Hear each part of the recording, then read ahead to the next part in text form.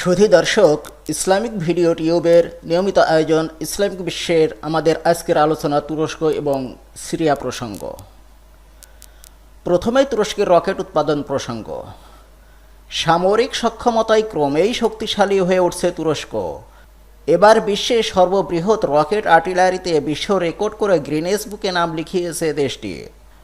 দেশটির শীর্ষস্থানীয় রকেট নির্মাতা প্রতিষ্ঠান রকেটসান এ রেকর্ড করেছে বলে রোববার খবর প্রকাশ করেছে ইয়ানি শাফাক। রকেটসান এক বিবৃতিতে জানিয়েছে, জুবারিয়া নামে বহুমুখী ক্রাশ রকেট লঞ্চার সিস্টেম তৈরি করে এ রেকর্ড করেছে প্রতিষ্ঠানটি। সংযুক্ত আরব আমিরাতের জন্য জুবারিয়া উৎপাদন করা হয়েছে। বিশ্বে এ পর্যন্ত যত রকেট সিস্টেম রয়েছে তার চেয়ে জুবারা রকেট সিস্টেমের রকেটের ব্যারেলের সংখ্যা বেশি হবে বলে রকেটসানের বিবৃতিতে উল্লেখ করা হয়েছে। জোবারাকে বিশ্বের সবচেয়ে শক্তিশালী 122 মিলিমিটার আর্টিলারি রকেট সিস্টেম হিসাবে বিবেচনা করা হচ্ছে। রকেট লঞ্চারটিতে 10 চাকার সেমি ট্রেইলার ব্যবহার করা হয়েছে। প্রতিটি ট্রেইলারে একটি করে 122 মিলিমিটার রকেট রয়েছে। নতুন এই রকেট সিস্টেম থেকে 37 কিলোমিটার দূরত্বের যে কোনো লক্ষ্যে 240টি রকেট নিক্ষেপ করা সম্ভব হবে। লক্ষ্যবস্তুর চারদিকে 4 কিলোমিটার পর্যন্ত এলাকা এ রকেটের আঘাতে ধ্বংস হবে। উল্লেখ্য, গত বছর তুরস্কের শীর্ষস্থানীয় এ প্রতিষ্ঠানটি $1.4 বিলিয়ন আয় করে, যা এর আগের বছরের তুলনায় প্রায় $1.2 বিলিয়ন বেশি। স্বাধীনতা ও ধর্মীয় মূল্যবোধ রক্ষায় তুর্কিরা সংকল্পবদ্ধ। তুরস্কের president Recep Tayyip Erdogan 25 August Malazgirt যুদ্ধের সহস্রাব্দ পূর্তি উপলক্ষে দেশের স্বাধীনতা রক্ষায় দৃঢ় মনোভাবের কথা তুর্কি জনগণকে স্মরণ করিয়ে দিয়ে বলেন, দেশের স্বাধীনতা ও ধর্মীয় মূল্যবোধ রক্ষায় তুর্কিরা সংকল্পবদ্ধ। এই যুদ্ধটি ছিল প্রায় এক সহস্রাব্দ আগে তুর্কি সেনাবাহিনী কর্তৃক আনাতোলিয়া বিজয়ের এক ঐতিহাসিক যুদ্ধ। মালাজগ্রিতের যুদ্ধ অনুষ্ঠিত হয়েছিল 26 আগস্ট 1071 সালে। এই দিন সেলজুক তুর্কিগণ সুলতান আলপারসালানের নেতৃত্বে বাইজেন্টাইন সৈন্যবাহিনীকে পরাজিত করার মাধ্যমে আনাতোলিয়াতে তুর্কি শাসনের দ্বার উন্মুক্ত করেন। আর 1922 সালের 30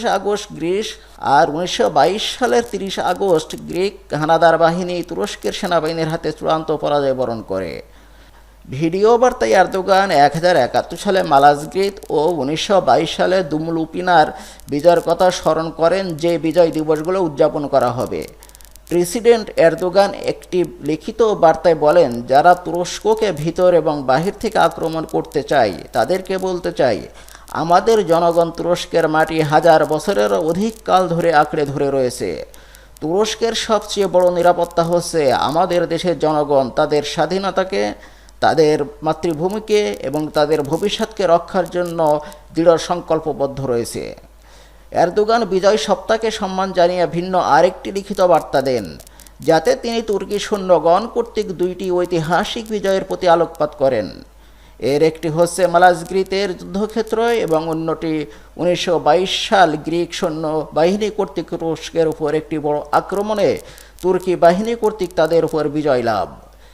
তিনি ওই বড় আক্রমণের যুদ্ধটিকে স্মরণ করে বলেন, এটি ছিল তুর্কি সেনাবাহিনী কর্তৃক পরিচালিত একটি অন্যতম বড় যুদ্ধ এবং তিনি একে দেশের স্বাধীনতা রক্ষার জন্য এক যুগান্তকারী যুদ্ধ বলে অভিহিত করেন। ইতিহাস জুড়ে আমরা দেখতে পাই আমাদের দেশপ্রেমিক জনগণ তাদের জাতিকে এবং তাদের ধর্মীয় মূল্যবোধকে তাদের রক্ত দিয়ে রক্ষা করেছিল। প্রসঙ্গত 30 আগস্ট দুমালুপিনার যুদ্ধ জয়ের 96তম বছর স্মরণ উপলক্ষে দেশটিতে আলোচনা সভার আয়োজনের কথা রয়েছে।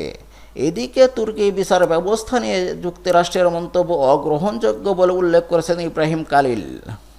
বুধবার তুরস্কের প্রেসিডেন্ট রিসেপ তাইয়েপ এরদোগানের একজন মুখপাত্র যুক্তরাষ্ট্রের প্রতি অভিযোগের তীর নিক্ষেপ করে বলেন, যুক্তরাষ্ট্র তুরস্কের আইনি কাঠামোর প্রতি অসম্মানসূচক মন্তব্য করেছে। ওয়াশিংটন যাজক ব্রানসনের বিচার নিয়ে স্বেচ্ছাচারী আচরণ এবং অগ্রহণযোগ্য মন্তব্য করায় ব্যস্ত আছে বলেও তিনি জানান। রয়টার্সকে দেয়া এক বিবৃতিতে এরদোগানের মুখপাত্র ইব্রাহিম কালিন যুক্তরাষ্ট্রের প্রতি তার দেশের বিচার ব্যবস্থার প্রতি সম্মান দেখানোর আহ্বান জানান। যাজক অ্যান্ড্রু ব্রানসনকে নিয়ে দুদেশের মধ্যকার চলমান অচল অবস্থার মধ্যে আঙ্কারার এমন প্রতিক্রিয়া ছিল যুক্তরাষ্ট্রকে সরাসরি উল্লেখ করে সবচাইতে জোরালো প্রতিবাদ। তুরস্কের একটি সঠিক আইন প্রক্রিয়া রয়েছে এবং অ্যান্ড্রো ব্রানসনের মামলা একটি আইনি ব্যাপার। ব্রানসনের মামলা একটি বিচারকী প্রক্রিয়া। কোনো মন্তব্য করা ছাড়াই আমাদের বলতে হচ্ছে যে তুরস্কের বিচার ব্যবস্থা নিয়ে যুক্তরাষ্ট্রের অসম্মানজনক মন্তব্য একেবারেই অগ্রহণযোগ্য। জনাব কালিন রয়টার্সকে দেয়া বিবৃতিতে এমনটি জানান।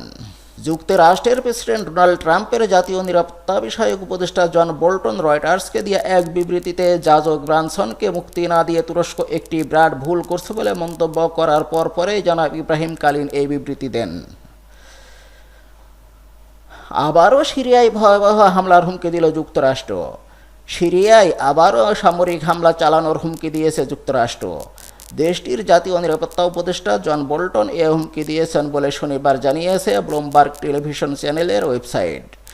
খবরে বলা হয়েছে সুইজারল্যান্ডের জেনেভায় রাশিয়ার জাতীয় নিরাপত্তা উপদেষ্টা নিকোলাই পাক্রুশেভের সঙ্গে গত বৃহস্পতিবার বৈঠক করেন মার্কিন জাতীয় নিরাপত্তা উপদেষ্টা জন বোল্টন। ওই বৈঠকে তিনি সিরিয়ার হামলার হুমকি দেন।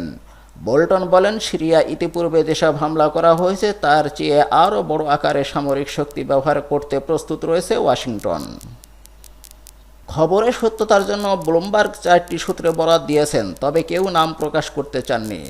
বোল্টন ও পাক্রুশেভের বৈঠকের বিষয়বস্তু গোপন ছিল এবং জনসম্মুখে তা প্রকাশ করা হয়নি। অন্যদিকে সিরিয়ার দক্ষিণাঞ্চলে আইএস অন্তত 27 জনকে জিম্মি করে রেখেছে বলে জানিয়েছে মার্কিন মানবাধিকার সংস্থা হিউম্যান রাইটস ওয়াচ। সংস্থাটি জানায় সৈদা মরুভূমিতে তাদের জিম্মি করে রাখা হয়েছে। কাতার ভিত্তিক সংবাদ মাধ্যম আল জাজিরা জানায় অপহৃতদের মধ্যে বেশিরভাগই দ্রুজ সম্প্রদায়ের। 7 থেকে 15 বছর বয়সী অন্তত 16 জন শিশুও জিম্মিদের মধ্যে রয়েছে। স্থানীয়দের বরাত দেওয়া হিউম্যান রাইটস ওয়াচ জানায় আইএস বেসামরিকদের জিম্মি করে আসাদ সরকার ও রাশিয়াদের সঙ্গে সমঝোতায় আসতে চাইছে। সংস্থাটির মধ্যপ্রাচ্য বিষয়ক উপপরিচালক লামা ফাইক বলেন, 1 মাস ধরেই তাদের জিম্মি রাখা হয়েছে। তাদের পরিবাররা মুক্তির দাবি জানিয়ে যাচ্ছেন। সুধী দর্শক, এতক্ষণ ইসলামিক ভিডিও টিউবের সাথে থাকার জন্য ধন্যবাদ। পরবর্তী আপডেট ভিডিও পেতে লাইক, কমেন্ট এবং শেয়ার করে আমাদের সাথেই থাকুন। আল্লাহ হাফেজ।